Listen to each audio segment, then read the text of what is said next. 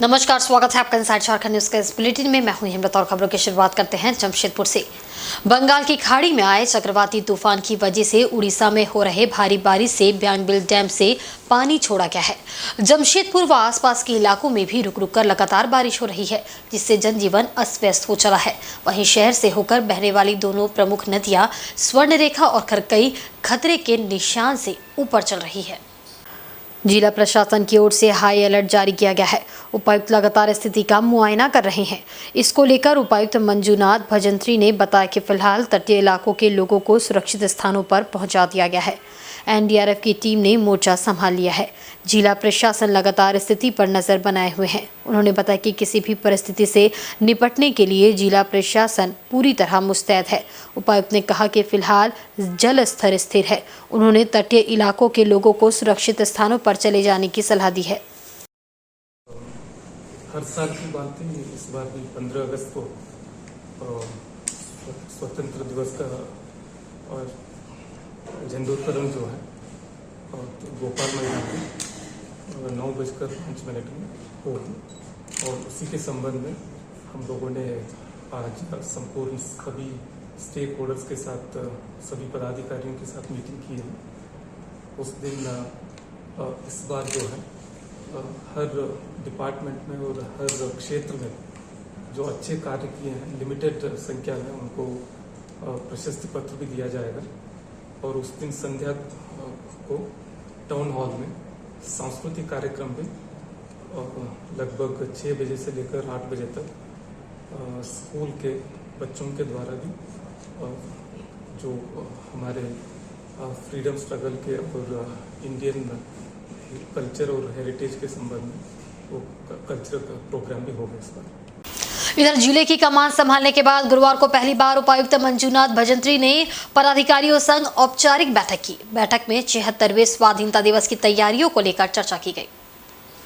इस संबंध में उपायुक्त मंजूनाथ भजंत्री ने बताया कि हर वर्ष की भांति इस वर्ष भी मुख्य कार्यक्रम गोपाल मैदान में आयोजित किया जाएगा, जिसमें अलग अलग क्षेत्रों में उत्कृष्ट कार्य करने वाले लोगों को प्रशस्ति पत्र देकर सम्मानित किया जाएगा। उपायुक्त ने बताया कि स्वाधीनता दिवस को लेकर सभी पदाधिकारियों को जरूरी दिशा निर्देश दे दिए गए हैं। साथ ही स्वाधीनता दिवस के मौके पर शाम 6 बजे से टाउन हॉल में सांस्कृतिक कार्यक्रम आयोजित किए जाएंगे, जिसका थीम स्वाधीनता दिवस से संबंधित होगा। स्वाधीनता दिवस समारोह के मुख्य अतिथि कौन होंगे, इस पर उपायुक्त ने कहा कि अभी ये स्पष्ट नहीं है। सरकार की ओर से गाइडलाइन मिलने के बाद इसे तय किया जाएगा। हर साल की बात है, इस बार भी 15 अगस्त को स्वतंत्र दिवस का और झंडोत्तोलन जो है तो भोपाल मैदान में 9:05 में होगी। और उसी के संबंध में हम लोगों ने आज संपूर्ण सभी स्टेक होल्डर्स के साथ, सभी पदाधिकारियों के साथ मीटिंग की है। उस दिन इस बार जो है हर डिपार्टमेंट में और हर क्षेत्र में जो अच्छे कार्य किए हैं, लिमिटेड संख्या में उनको प्रशस्ति पत्र भी दिया जाएगा। और उस दिन संध्या को टाउन हॉल में सांस्कृतिक कार्यक्रम में लगभग 6 बजे से लेकर 8 बजे तक स्कूल के बच्चों के द्वारा भी जो हमारे फ्रीडम स्ट्रगल के और इंडियन कल्चर और हेरिटेज के संबंध में वो कल्चरल प्रोग्राम भी होगा इस बार। तो ये जब भी राज्य सरकार से इस संबंध में सूचना आ जाएगी तो हम लोग बता देंगे। Thank you. वहीं रांची स्थित निजी होटल के सभागार में यूनिसेफ द्वारा विश्व स्तनपान सप्ताह को लेकर एक कार्यशाला का आयोजन किया गया, जो 1 अगस्त से 7 अगस्त तक चलेगा। इस कार्यशाला में स्त्री एवं शिशु रोग विशेषज्ञ सहित यूनिसेफ से जुड़कर कार्य करने वाले पदाधिकारी शामिल रहे। कार्यशाला में विशेष तौर पर मातृत्व स्तनपान के फायदे के बारे में विचार विमर्श किया गया। संस्था से जुड़ी एक पदाधिकारी ने बताया कि विशेष तौर पर इस कार्यशाला में मातृत्व के समय महिलाओं को किस प्रकार से पारिवारिक मदद मिले, इस विषय पर विचार विमर्श किया गया। नौकरी कर रही महिलाएं किस प्रकार मातृत्व के समय अपना विशेष ध्यान रखें, इस बात पर भी चर्चा की गई। से पति जो है वो अपनी पत्नी को सपोर्ट कर सकते हैं, चाहे वो घर के काम पे थोड़ा मोड़ा सहायता कर दे अपनी पत्नी की, ताकि माँ अपने बच्चे का ध्यान रख सके, या अगर माँ को किसी टाइम पे सोने की ज़रूरत है तो जो पिता है वो अपने बच्चे का ध्यान रख सके। सिमिलरली अगर इन लॉज हैं या पेरेंट्स हैं घर पे, भाई बहन है, वो लोग भी इस तरह से हाथ बटा सकते हैं मदर का। तो ये सब चीज़ को नज़र रखते हुए हम लोगों ने ये डिस्कशन किया। कार्यक्रम में उपस्थित स्त्री एवं शिशु रोग विशेषज्ञ चिकित्सक ने बताया कि प्रत्येक मां को अपने नवजात बच्चे को स्तनपान कराना चाहिए, क्योंकि स्तनपान कराने से सिर्फ और सिर्फ मां और नवजात शिशु को ही नहीं, पूरे परिवार सहित समाज और देश को भी इसका लाभ होता है, क्योंकि नवजात बच्चे को स्तनपान कराने से उनकी बौद्धिक क्षमता का काफ़ी ज़्यादा विकास होता है। बौद्धिक क्षमता प्राप्त नवजात बच्चे आगे चलकर परिवार, समाज और देश को आगे ले जाने का कार्य करते हैं। स्तनपान से सबको फ़ायदा है, बच्चे को और माँ को तो होता ही है, लेकिन उसके साथ साथ परिवार, समाज, देश और वातावरण, ये सब चीज़ बहुत अहम है। और अब इस दौर में जब हम सब चाह रहे हैं कि हमारा बच्चा स्वस्थ रहे, तेज रहे, डॉक्टर, इंजीनियर बने, CEO बने कंपनी का, और एट द सेम टाइम हम लोग चाहते हैं कि वातावरण भी दूषित नहीं हो। स्तनपान एकमात्र उपाय है जो ये चीज़ इंश्योर करता है, जो ये चीज़ निश्चित करता है कि ये सब आपका पूरा होगा। वहीं चलती मालगाड़ी के नीचे चक्कों के बीच यात्रा कर रहे बच्चों की ये तस्वीर आपको हैरान और परेशान कर देगी। वह तो गनीमत थी कि मालगाड़ी लोडिंग की जांच करते मजदूरों ने बच्चों को चक्के के बीच पुर्जों पर बैठे देख लिया। मालगाड़ी रुकवाई गई और बच्चों को उतारा गया, अन्यथा बड़ा हादसा हो सकता था। घटना पश्चिमी सिंहभूम जिले के चक्रधरपुर रेल मंडल के खनन बहुल क्षेत्र किरीबुरू थाना क्षेत्र की है। सेल के मेघाहातुबुरू लोडिंग पॉइंट में एक मालगाड़ी के नीचे 4 बच्चों को ट्रेन के चक्कों के बीच सफर करते हुए देखा गया है, जो कि बेहद ही खतरनाक है।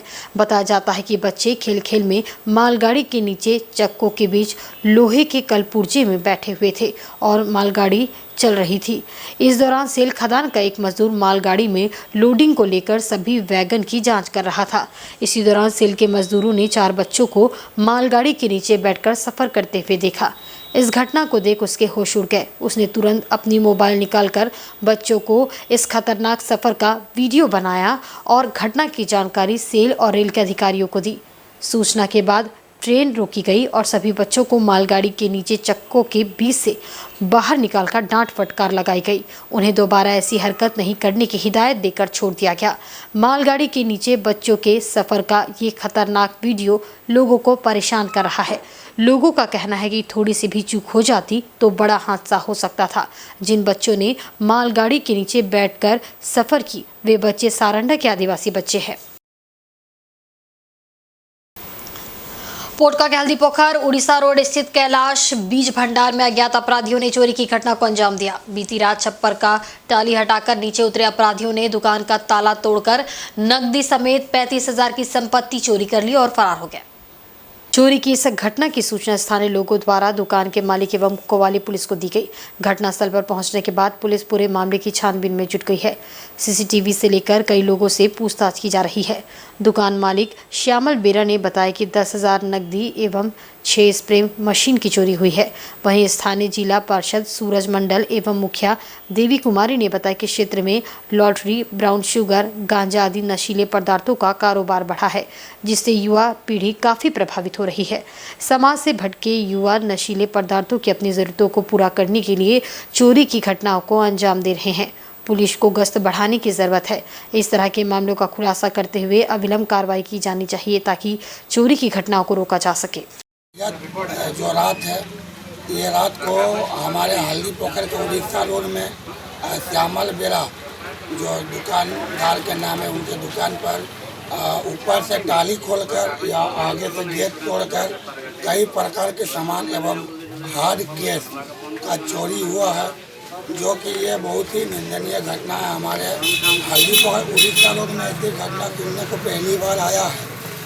और हल्दी पोखर में इस तरह का घटना होने का मुख्य कारण है कि हमारा हल्दी पोखर या आसपास के कई लोग बेरोजगार हैं और कई प्रकार के इस क्षेत्र में अवैध रूप से काम चल रहे हैं, जैसे कि लॉटरी, दारू, गांजा, ड्रग्स, जुआ, ऐसे कई प्रकार के लोग इसका उपयोग करते हैं और इसी के कारण से हमको लगता है चोरी चमारी का संख्या ज़्यादा हो रहा। आए दिन साप्ताहिक हाट बाजार, शनिवार के दिन पॉकेट मार, मोबाइल चोरी इत्यादि का हमको इसका शिकार मिलते रहता है और इस तरह का घटना ना हो, इसके लिए प्रशासन से भी आग्रह है कि यथाशीघ्र आप इस समस्याओं को आप देखें और कड़ी से कड़ी कार्रवाई कर ये समस्याओं को, चोरी चमारी और जो भी नशाली पदार्थ है या जो भी जुआ, लॉटरी ऐसे अन्य जो है ये सब अंकुश लगाए। एक्सपीरियंस है कि जिस तरह से अभी नशा, हर तरह का नशा, लॉटरी बोलिए, शराब बोलिए, गांजा, अफीम, शुगर, हर तरह का नशीली पदार्थ हल्दी पोखर में चरम सीमा पर है। अब युवा पीढ़ी कमाएंगे नहीं तो चोरी ही करेंगे। ये पूरी तरह से षड्यंत्र का शिकार हुए हैं जो दुकान जिस पर चोरी हुई, क्योंकि ये अगर षड्यंत्र नहीं रचा जाता तो इस तरीके से चोरी नहीं होती। जिस तरह से घटनास्थल पर मैं देख रही हूँ, प्रशासन से मैं मांग करना चाहूँगी कि रात्रि गश्ती बढ़ाया जाए एवं नशा को नियंत्रण करने के लिए सख्त से सख्त कार्रवाई किया जाए और नशा मुक्त अभियान तो हम लोग चला ही रहे हैं। चोर है नेहा कृषि भंडार। कल रात को कुछ जो सेल पानी हुआ था वो पैसा था, तो चोरी हो गया 8 से 10 हज़ार रुपया। और स्प्रे मशीन था 6 गो, दुकान का लाइसेंस, मेरा सर्टिफिकेट, पासबुक सब पूरा चोरी हो गया। कुल पैसा 8 से 10 हज़ार, मशीन था 6 गो, 3,000 वाला, और काउंटर टेबल पूरा उठा के गया। वहीं 108 एम्बुलेंस चालक और ईएमटी कर्मियों ने 5 माह के बकाये वेतन भुगतान की मांग को लेकर उपायुक्त कार्यालय के सामने विरोध प्रदर्शन किया। साथ ही वाहन खड़ी कर अनिश्चितकालीन हड़ताल पर चले जाने की चेतावनी दी, जिससे जिले की आकस्मिक सेवा काफी प्रभावित हो सकती है। 108 एम्बुलेंस के कुल 80 ईएमटी और चालकों को विगत 5 महीने से वेतन का भुगतान नहीं हुआ है, जिससे वे भुखमरी के कगार पर है। बकाये वेतन भुगतान की मांग को लेकर वे लोग बुधवार को उपायुक्त कार्यालय पहुंचे और डीडीसी मनीष कुमार को ज्ञापन सौंपा। मांग पत्र में उन लोगों ने बताया कि वेतन नहीं मिलने से उनकी माली हालत खराब हो गई है। परिवार के भरण पोषण और आर्थिक स्थिति दयनीय हो जाने की वजह से भी वे सभी परेशान है। वे लोग एम्बुलेंस खड़ी कर अनिश्चितकालीन हड़ताल पर चले जाएंगे। कर्मियों का कहना है कि विगत 2 वर्षों से इसी तरह की समस्या एजेंसी द्वारा उत्पन्न की जा रही है। प्रदर्शन के दौरान वहां से गुजर रहे डीडीसी और एसडीओ ने रुककर उनकी बातें सुनी और कहा कि उचित कार्रवाई कर समस्या का समाधान करेंगे। आपको बता दें कि 108 एम्बुलेंस एजेंसी के माध्यम से संचालित होती है। एजेंसी द्वारा ही इन कर्मियों को वेतन नहीं दिया जा रहा है। ऐसे में इनके अनिश्चितकालीन हड़ताल पर चले जाने से आकस्मिक सेवा नहीं मिल पाएगी। यहाँ भीड़ लगी हुई तो मैंने law and order point of view से देखा है इस चीज़ की भीड़ है, पर जो उचित कार्रवाई वो की जाएगी। आज हम लोग अपना वेतन की मांग कर लेकर आए हैं। हमको काम करते हुए लगभग 5 महीना हो चुका है, हमारा वेतन नहीं मिला है और ये आज का नहीं है, ये लगभग 2 साल से ऐसे चलते आ रहा है। 5, 6, 7 महीना काम निकाला जा रहा है, फिर 1 महीना का पेमेंट दिया जा रहा है। ऐसे करते करते अभी ऐसा मोमेंट आ गया है कि हमें अभी लगातार से पेमेंट मिलना एकदम से बंद हो गया है और अभी हम लोग का सबका स्थिति बहुत खराब हो चुका है। जैसे हर किसी का उधारी बढ़ चुका है।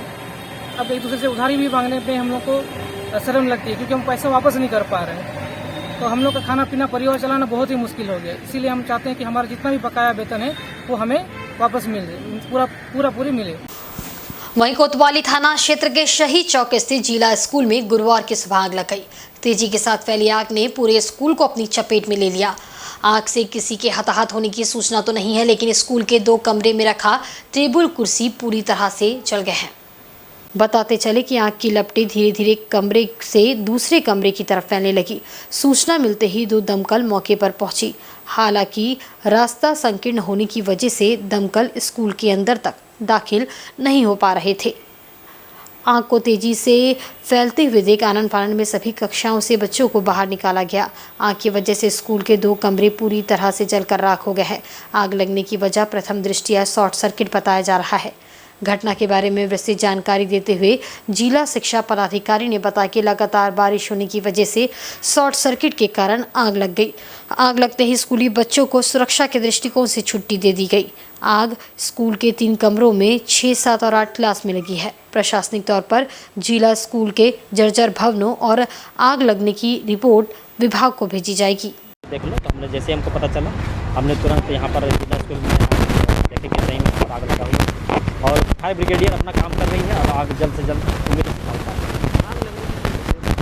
वजह तो अभी जैसे हमने अपने जांच किया तो पता चला कि यहाँ पर शॉर्ट सर्किट का मामला है, क्योंकि लगातार बारिश 12 घंटा से यहाँ रांची में हो रही है हल्का फुल्का, और ये शॉर्ट सर्किट बच्चे आ ही रहे थे, बैठ ही रहे थे। 9:45 बजे के आसपास का ये घटना बताया जा रहा है और जैसे ही शिक्षकों को पता चला उन्होंने बच्चे को छुट्टी दे दिया गया और सारे बच्चे यहाँ से पुल आउट करके बाहर। अभी प्रशासन से हम लोग अभी ये रिपोर्ट अपना विभाग को भेजेंगे और जो भी विभाग आगे पर कार्रवाई सुनिश्चित करेंगे तो उसके अनुसार।